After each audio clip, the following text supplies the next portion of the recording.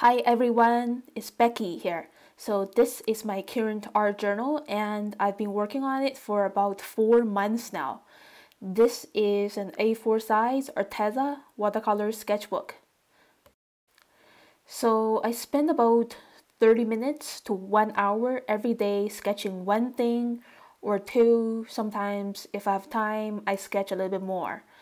So this is kind of the accumulation of 4 months of work. And today I'm reaching the very last spread of this sketchbook. So these are the crabapple branches outside my living room window, and I really like these cute little beads of crabapple fruits. I'm gonna sketch them in my art journal, just part of it. Okay, so now I'm drawing with an etcher waterproof fine liner pen. So actually is a small size brush pen. Okay, so I just found one branch in the middle hanging in the air, and I just started drawing the branch and the leaves and the crabapple fruits on it, and just slowly connecting the other branches and leaves and crabapples around it. So I'm drawing actually pretty quickly. I'm not stressing about the exact placement, like including the precise place of the leaves and crabapples. These are just pretty quick impressions. And I think when we're sketching something like this, really complex, there's no need to focus on the accuracy of placement. Overall, I'm only focusing on the general placement of these thick branches, but the placement of the leaves and crabapples, if we're missing some pieces, it's okay. Because I know no one is going to check how accurate I've placed those leaves and fruits. But what's important is that when they see this sketch, they know it's crabapples and the branches, the liveliness of the plant, and that's it. That's the most important. It's the liveliness that I want to capture. And I'm just keeping drawing, enjoying the process of bringing life on paper. Really enjoy drawing these shapes of leaves and the little beads of crabapples. I think enjoying the process is the most important. And when I think I've spent enough time drawing and captured the essence, I stop drawing. And now I'm ready to paint with watercolors. So I just wetted the areas first, the negative space with clear water, wet on wet, cerulean blue for the sky, and a bit of yellow-green with lemon yellow mixed with light green. It's this kind of sunshine green. As you can see, now I'm painting the negative space, which is the sky and the other tree leaves. Very broad brushstrokes. So in the beginning of painting watercolors like this, it's very important to be bold, to use large, generous brushstrokes to capture the overall impression, like the large chunks of colors that we see, instead of focusing on the details. Not yet. Right now, just the overall impression, the sunshine color of the grass and the leaves behind. This dark tone of green is the shade color of the trees or bushes behind.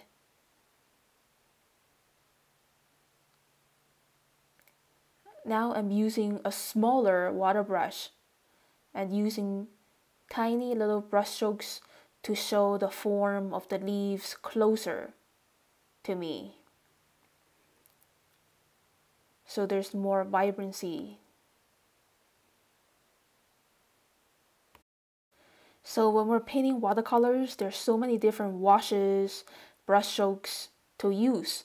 Instead of always painting a flat wash, we can always using dots with very clear brush strokes to add more life to the painting.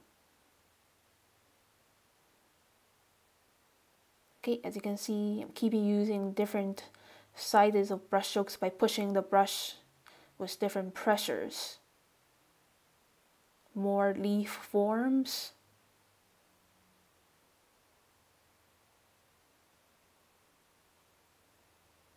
Okay, and now I'm starting to paint the crabapple leaves in the foreground. This green is pretty much viridian green mixed with yellow ochre.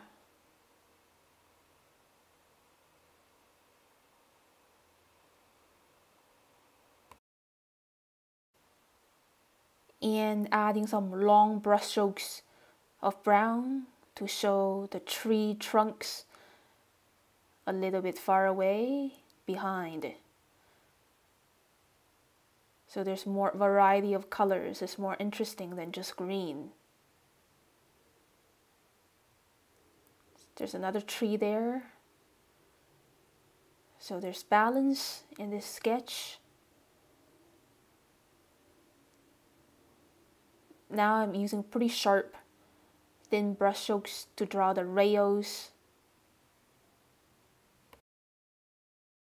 Alright, so here is the time to add those shiny red crabapple fruits. This is pretty much magenta mixed with red. Now there's contrast in this picture because red and green are complementary colors on the color wheel. Now this sketch looks more exciting with these two colors. Red and green together make the image really strong. So this is one of the reasons why I decided to sketch the crab apples on branches, because I sense that these two colors are very strong for a good sketch. Nature is just really amazing with nice combinations of colors for you to see and to appreciate and to capture in art. So now I'm just adding another layer of darker tone of green for these little leaves, so those leaves don't look too flat. Some more darker tones of greens around. Underneath those little leaves, there are shadows, so there's more dimension.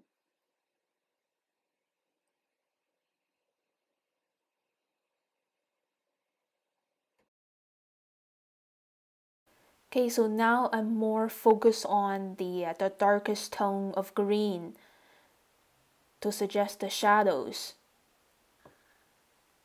Some final polish, like little twigs here and there,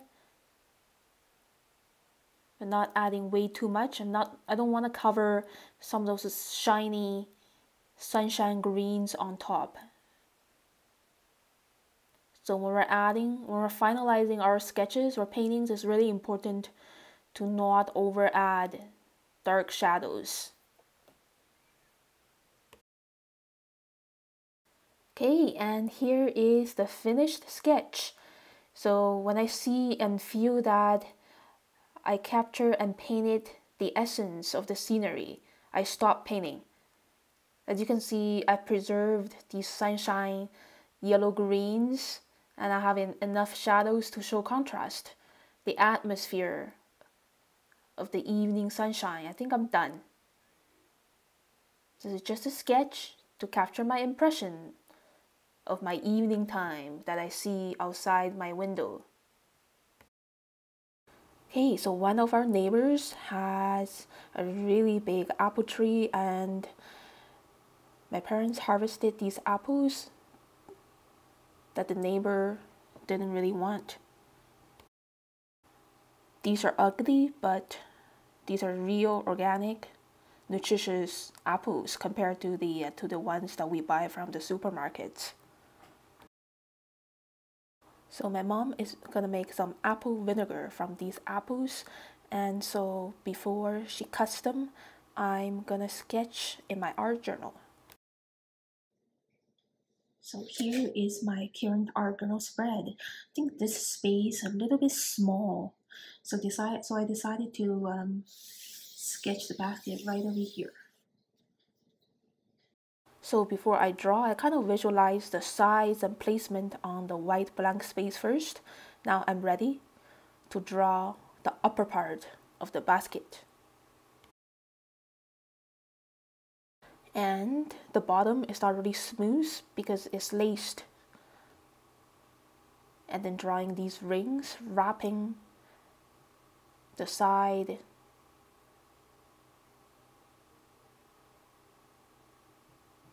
And then the layers of bamboos.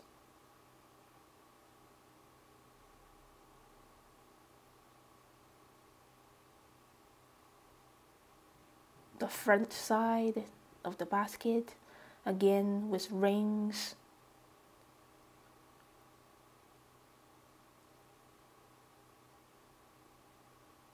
Making those gaps a bit darker.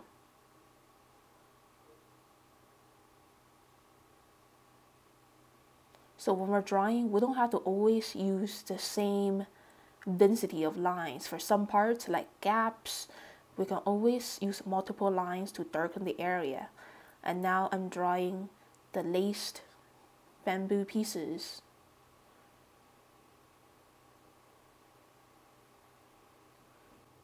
And after drawing the basket, I'm starting to add the first apple in the front and the one next to it. This one's being covered and this one too. Keep connecting one apple after another. This one's standing out by itself and this one is underneath. Just be really aware of the placement. Which one is in the front, which one is on the back. I really like these random placement of the apples inside the basket. It looks like they're interacting with one another. Again, use darker density of lines for the gaps.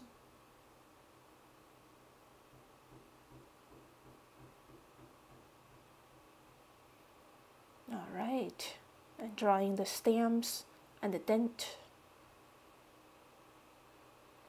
Adding a bit more laced bamboos for the bottom and the upper side. Very simple lines, very quick. And these broken bamboo lines. That's it for the drawing. Okay, so I decided to paint the basket first because it's a light yellow ochre color. The apples are very dense pink and purples. So it's easier to paint the lightest color first. So mix of yellow ochre and medium yellow for the basket. Paint very loosely. That's for the first layer of the basket. And now the first layer for the apples. Some of the apples have spots of green, yellow-green. And mix of yellow and orange for most of the apples, and wet on wet, magenta pink. Mixed with a little bit of purple. Wet on wet. Using this broad, watery homemade water brush so the colors can be laid on really fast. And I'm not over stirring around the greens because I don't want muddiness. Too much stirring or mixing with the brush is gonna cause muddiness. Okay, second layer, still wet on wet. Purple. Most of these apples have a dark purple tone.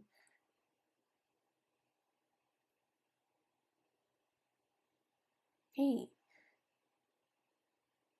Just lay the purple on as I feel, as I observe.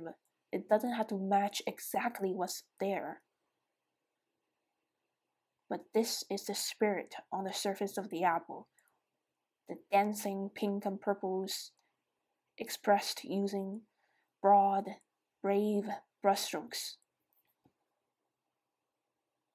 Yay, and that's pretty much it. mixing a little bit ultramarine blue into the purple for the little parts of the apples that are close to each other. They have shadows. And now I'm adding the shadows for the basket, brown. So it looks more three-dimensional. Okay, and just some final polish. Dark blue purples around the place in between the apples, and finally the shadow, mix of ultramarine blue and purple. Wet on wet, 2 layers, and that's it. So here is the finished sketch. So thank you so much for watching my video. If you like my video, please click like and leave me a comment below. Any questions or suggestions, I'm open to them. You can leave me a comment below. And stay tuned for the next video to see how I finish the last 2 spaces on this journal spread. See you very soon next time.